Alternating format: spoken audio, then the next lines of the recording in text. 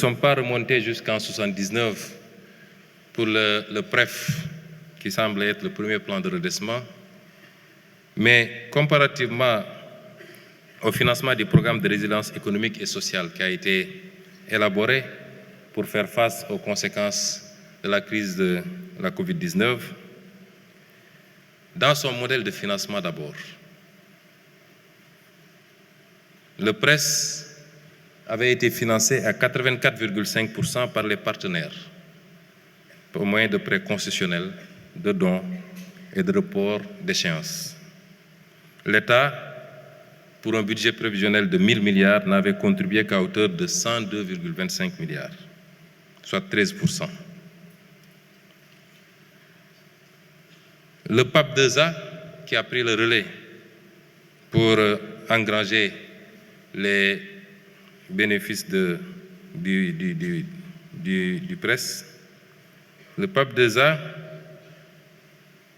projetait un budget de 14 712 milliards qui a fortement bénéficié, plus de 60% au moins, de ressources extérieures. Pour le présent plan de redressement,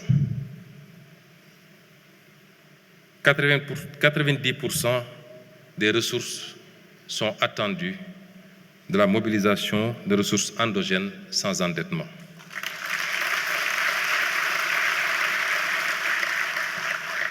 Nous ne solliciterons les partenaires extérieurs que pour la partie du recyclage des actifs que je présenterai tout à l'heure, mais tout en conservant la propriété de ces actifs ou lors des appels publics à l'épargne sur le marché intérieur où des résidents de la zone pourraient éventuellement contribuer.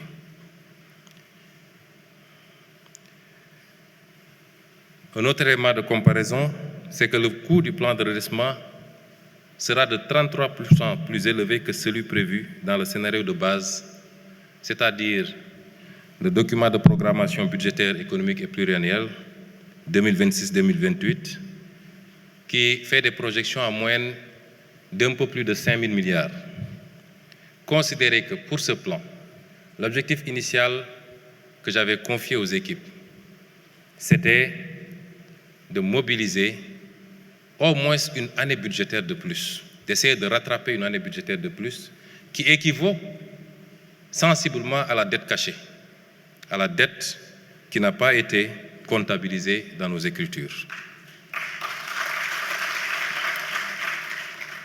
Et comparativement donc au PAP 2A, dont les ambitions n'étaient que de 4% par rapport au schéma initial, c'est-à-dire le PAP 2.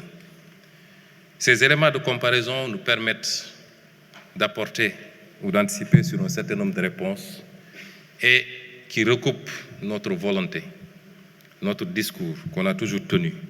Hier, ici, lors de la remise des lauréats du concours général, je retiens une phrase prononcée par le président de la République, son souhait de voir les Sénégalais s'approprier du concept de souveraineté. Tout ce plan, toute la trame de ce plan répond à ce besoin, à cette option forte de souverainiser notre pays, de faire des efforts par nous-mêmes. Nous ne pouvons pas, 65 ans plus tard, continuer à attendre le salut de l'extérieur. L'Afrique doit évoluer et le Sénégal doit évoluer. Depuis que les constats ont été faits après les audits, tout le débat national tournait autour du FMI. Le FMI n'a pas décaissé. Est-ce qu'on aura un nouveau programme avec le FMI? Ce que nous présentons aujourd'hui n'attend rien quasiment de personne, sinon du peuple sénégalais lui-même.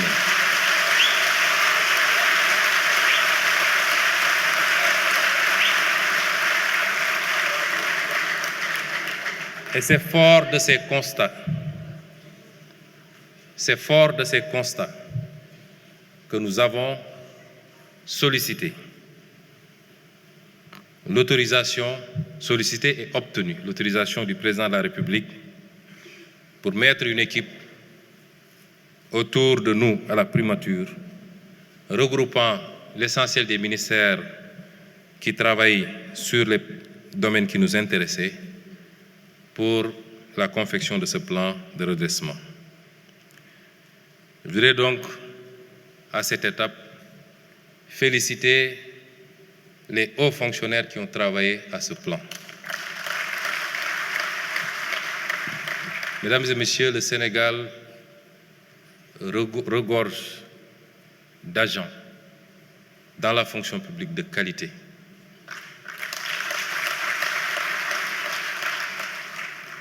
Ils nous l'ont démontré déjà lors de l'élaboration du référentiel qui a été fait avec l'expertise exclusivement sénégalaise, accompagnée par un cabinet privé sénégalais également. Je veux féliciter tous ceux qui ont travaillé à ce document sous la coordination de M. Moustapha Sen, conseiller spécial chargé des questions économiques.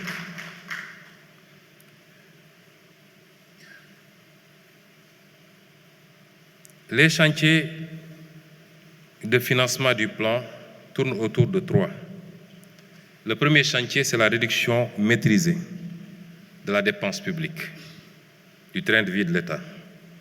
Le second chantier, c'est la mobilisation des ressources domestiques. Et le troisième chantier, c'est le financement endogène complémentaire hors endettement.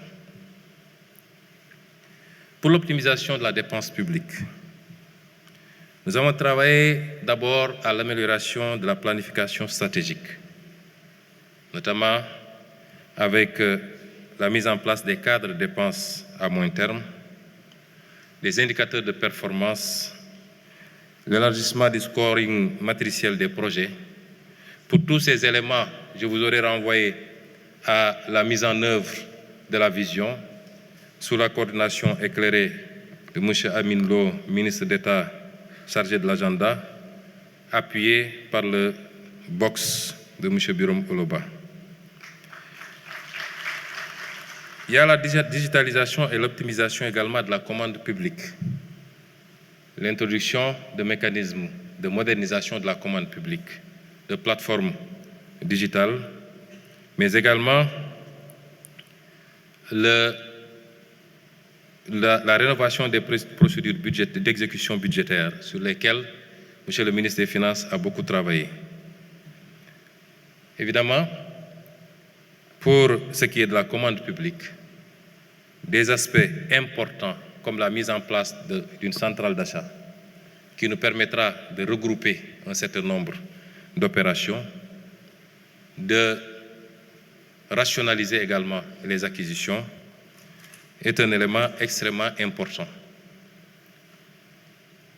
Et enfin, la réduction de la taille de l'État, où les équipes ont travaillé à la fusion et à la suppression d'un certain nombre de structures,